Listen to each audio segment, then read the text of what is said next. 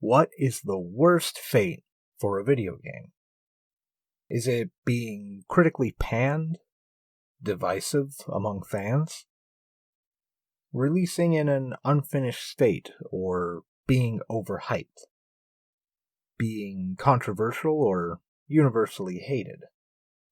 I don't believe it's any of these. If you ask me, the worst fate for any piece of entertainment is to be so painfully average as to be remembered as boring, if it is remembered at all.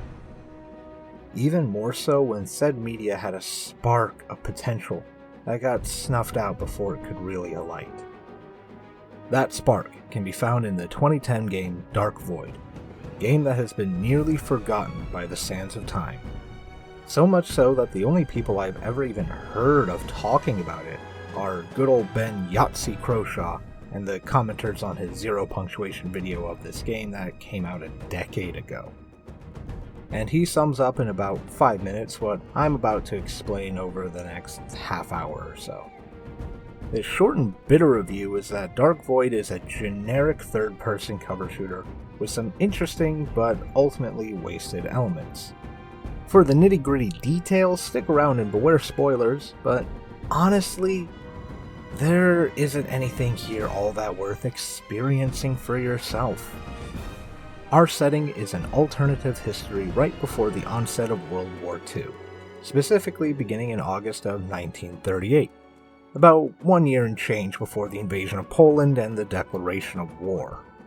This game begins with a prologue where you play a nameless redshirt testing out a dope jetpack, which is easily the best thing about this whole game.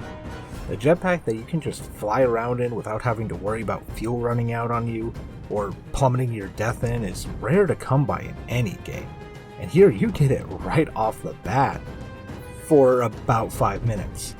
You fend off an attack and then Redshirt gets murked in a cutscene so you can flash forward a week to meet our actual protagonist, a pilot by the name of Will, who is Nathan Drake in pretty much every aspect save for his backstory and attire. Seriously, white dude, dark hair, English accented femme fatale love interest, unnatural luck that saves him from even the worst situations. Hell, he's even voiced by Nolan North. Well, ain't life strange? Anyway, Will talks about his vague mission to transport a courier, who turns out to be his ex, Ava. It's never specified where they are going, but they end up over the Bermuda Triangle. Also, this is Cooper. I hope you like Cooper, because he dies after his third line of dialogue and is briefly mentioned once before never being referenced again. Meanwhile, our important characters survive without so much as a scratch. So now we get to actually take control of Will as we trudge through a fairly generic jungle environment and engage in extremely generic third-person cover shooting against some robot-like enemies called the Watchers. The Watchers had the potential to be an interesting enemy, but just like the rest of this game's potential, that doesn't carry very long into the experience. You make your way to a village where you get the most half-assed "Begone, strangers!" I have ever seen. Your presence is unwelcome by the people and the gods. You must leave.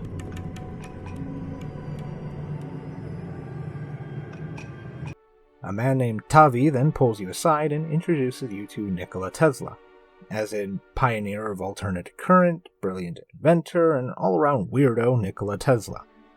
And this is where I kinda need to go on a bit of a tangent. Obviously, this game is taking a few liberties with the setting. It's an alternate history 1938 where a parallel dimension exists and aliens influence our world. It's not meant to be realistic. But come on! Tesla was 82 in 1938. This was 5 years before his death, and 1 year after he was hit by a car, which he refused to consult a doctor about. So he was probably not the greatest picture of health and youthful vigor in 1938. Yet, here he looks like he did in his 40s and no worse for the wear. And absolutely no one seems to be surprised by this. Ava says the only line about how out of place he is by saying, "Long way from Colorado Springs." That's it. And even that line doesn't make any damn sense. Tesla's Colorado Springs experiment wrapped up by 1900. He spent the vast majority of his life from then on in New York. There is no reason for him to be here, look this young, and for Ava to assume he spent the last 38 years in Colorado Springs. He was clearly thrown in to satisfy the huge nerd boner everyone had for Tesla in the late 2000s, early 2010s, without any real forethought. It's something that bothers me a lot, and I found it very distracting. Sorry about that. Anyway, Tesla gives you a jetpack, and this game actually starts getting kind of fun for a bit.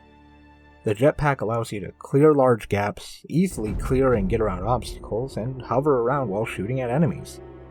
You collect a MacGuffin for Tesla and scale a battleship while it falls apart in a very Uncharted fashion for a game not called Uncharted.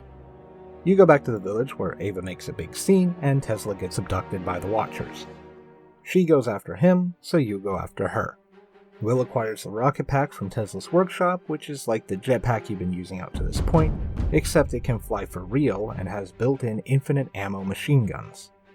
This is when the game gets a proper spark of fun that gets harshly snuffed out by repetitive gameplay and comically inept storytelling. You chase after Ava's trail and end up in the Void, where you meet Atem, a mystic badass who you have to escort even though he's supposed to be acting as your guide.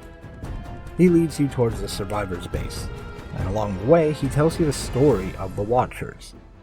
They came to Earth when humanity was still young, educated and ruled over them, but then humans, led by exceptional beings called Adepts, rose up and drove them into the Void, which is a parallel world acting as a bridge between the Watchers' old world and Earth. Or something like that. To be honest, whether the Void is a sort of bridge dimension or not isn't really all that clearly established during the course of this game. All we really know is that the Watchers are trapped in the Void, as is anyone else who ends up in it. But they have apparently found a possible way out, which they will use to reclaim Earth. You reach the base, which is a giant ship meant to transport hundreds of people called the Ark. One of Tesla's lesser-known inventions.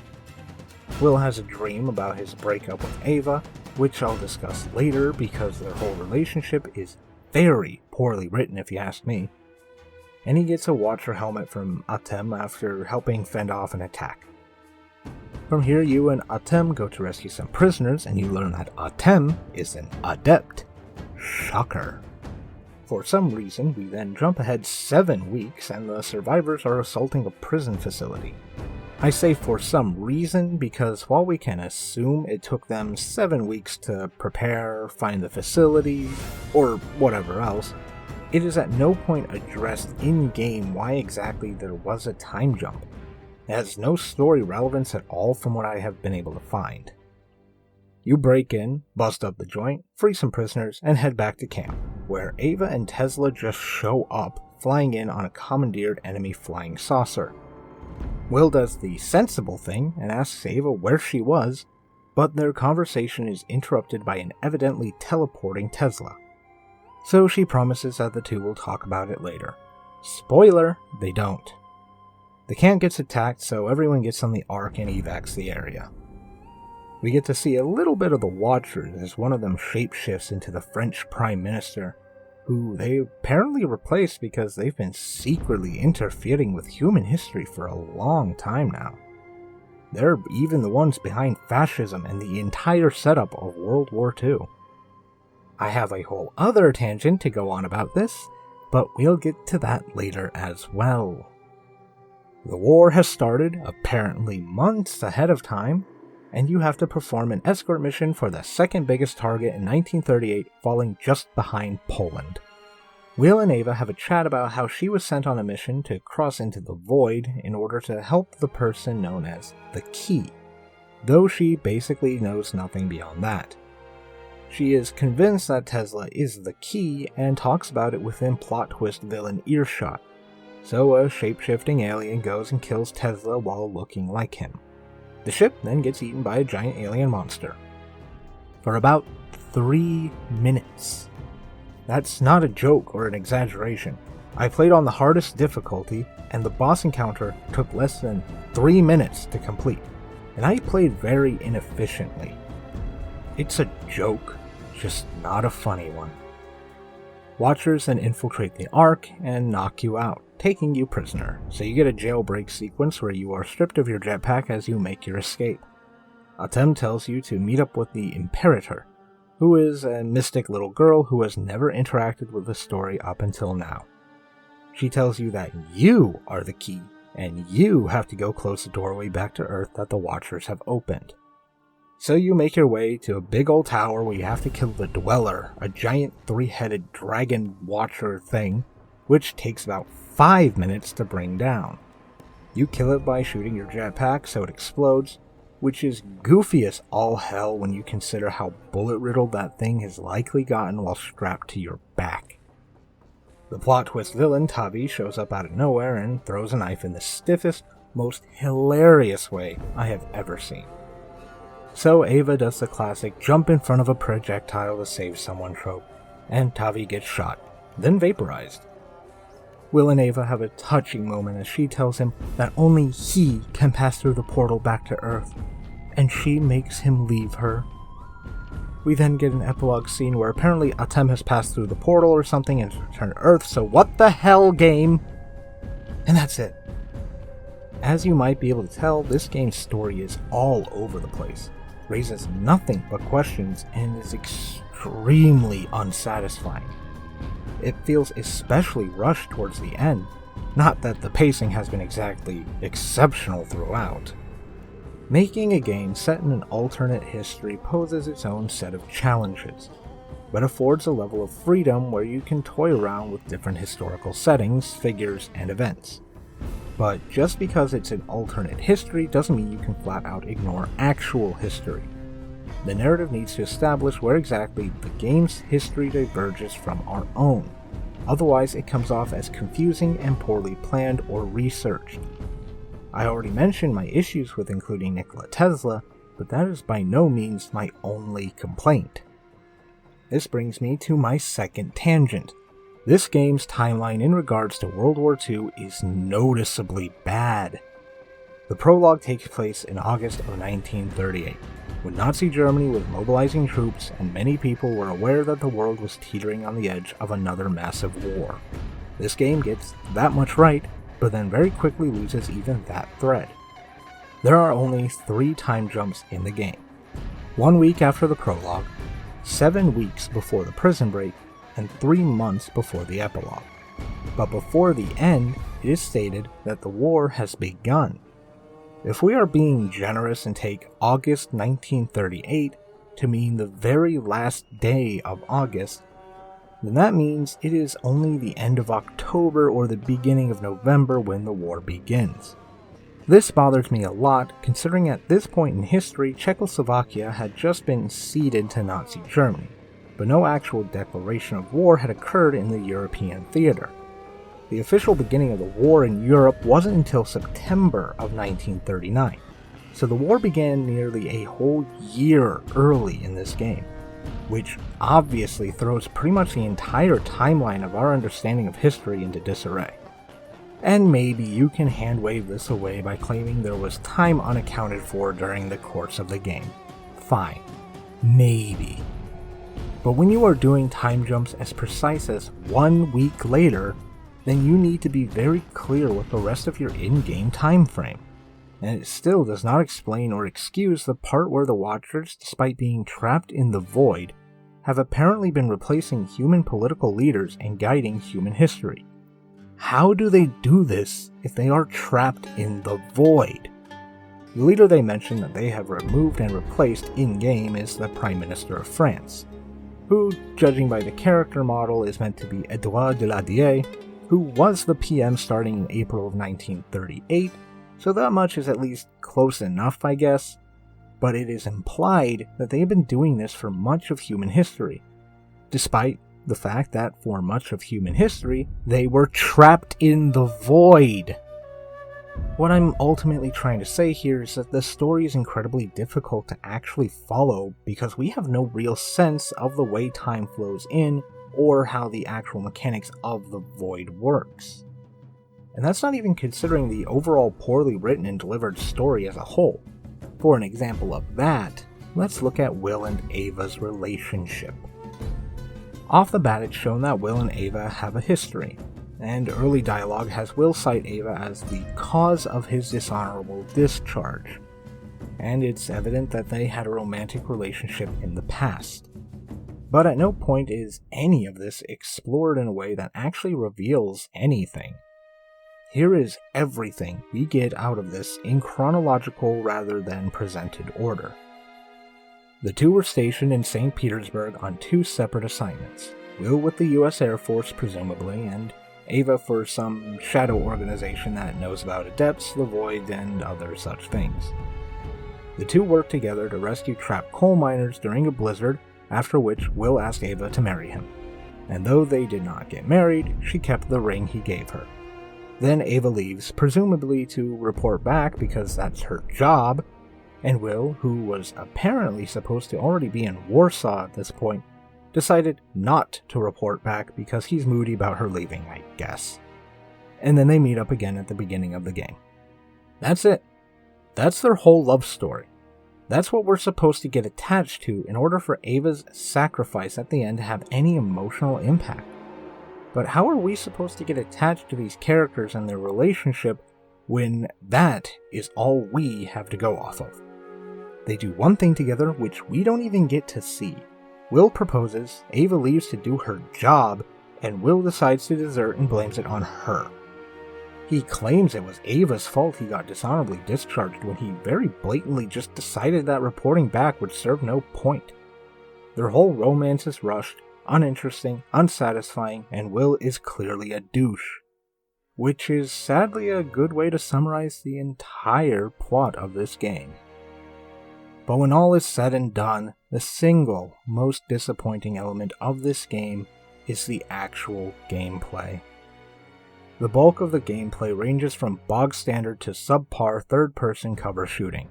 Think Gears of War or Uncharted, except with a character who can clear 5 feet from a standing jump and has no other characteristics. And honestly, most of the time cover is pretty much useless. On easier difficulties, you can simply run up to any enemy while blasting or punching your way through them. On hardcore, taking cover just encourages the AI to do the same strategy to you. And since this is classic third-person shooting, you can exploit walls by standing behind them instead of taking cover against them to shoot at your enemies while they can't do anything to hit you.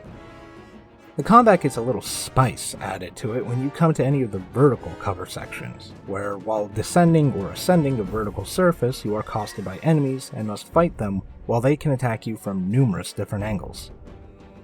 It's neat for a bit, but honestly mostly just means you now need to fight vertigo in addition to the enemies. Neat concept, poor execution. The gameplay really takes off when you get your hands on the proper rocket pack, which allows you to engage your enemies on the ground behind cover, in vertical cover, from the air while flying or hovering, and even from ships that you can hijack from the baddies.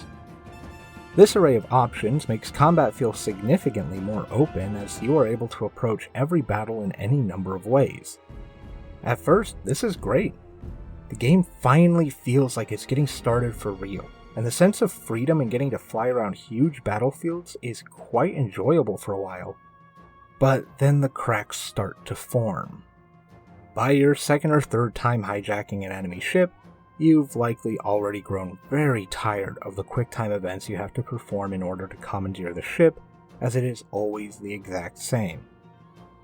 If you are not very good at the aerial combat, some encounters can last an excruciatingly long time. And if you are not in a ship, you're always at risk of losing health very rapidly.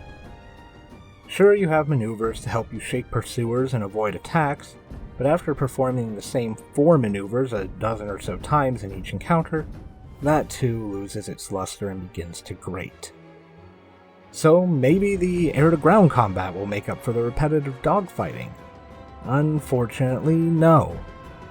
Your rocket pack moves at insanely high speeds, even when you are holding onto the brakes for dear life. So trying to do a strafing run is always a game of chicken between you and the nearest rock formation. And I assure you, Rocks very rarely dodge out of the way before you do. So if you want to attack the enemies from the air, you pretty much have to rely on the hover, which means falling to the ground slowly with absolutely no cover while everything tries to kill you.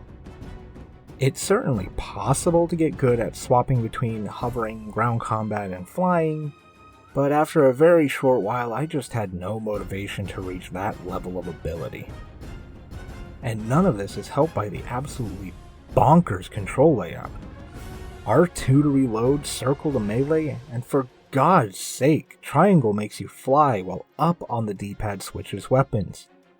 I cannot tell you how many times I wound up almost splattering myself into a wall when I was trying to change weapons in a pinch, which you can barely even do since you can't change weapons while reloading. And I need to at least briefly mention the bugs, because even though I only ran into a few, including one fairly major audio bug, I didn't run into anything game-breaking.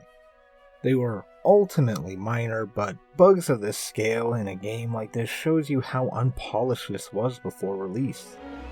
Nowadays, things like this get patched out fairly quickly, but back in 2010, releasing a game in this state showed that the developers either ran out of time or that quality assurance was not the priority. This is what's so frustrating about Dark Void. The story had the potential to be interesting, but it was so poorly put together and so rushed that you can't get invested in anything. And instead of answers, you only get more questions. The gameplay had a shining glimmer of hope like a diamond in the rough, but on closer inspection turned out to be cubic zirconia shaped into a perfectly boring cube. And the state the game released in raises questions about how much this project was valued by Capcom as a whole, as it feels like they just wanted to rush it out the door as soon as possible.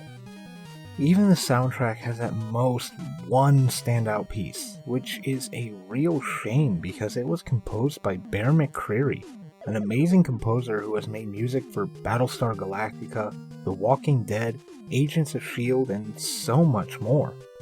That's not to say the music is bad by any means, just that none of it really jumps out and grabs your attention. Just like the rest of this game, it feels like squandered potential. It's hard to tell exactly where things went wrong for a game like this. A daring IP being published by one of the biggest names in gaming, with talented individuals working on it, should have been able to break through even moderate issues to at least be remembered. But the end result was something that felt like even the developers had either given up on or just ran out of time to salvage. You can't really sell a game just on a premise.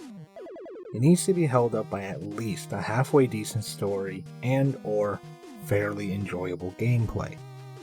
And in this case, the story falls short of halfway, and the fairly enjoyable gameplay is only enjoyable for a fairly short time. Dark Void is a tragic example of what happens when you try to fly to the sun with a jetpack full of rocket fuel. It's a dope idea on paper, and a disappointing mess in execution. But if you're looking for a game that lets you shoot things while flying around with a jetpack, I'd still recommend this over Anthem any day.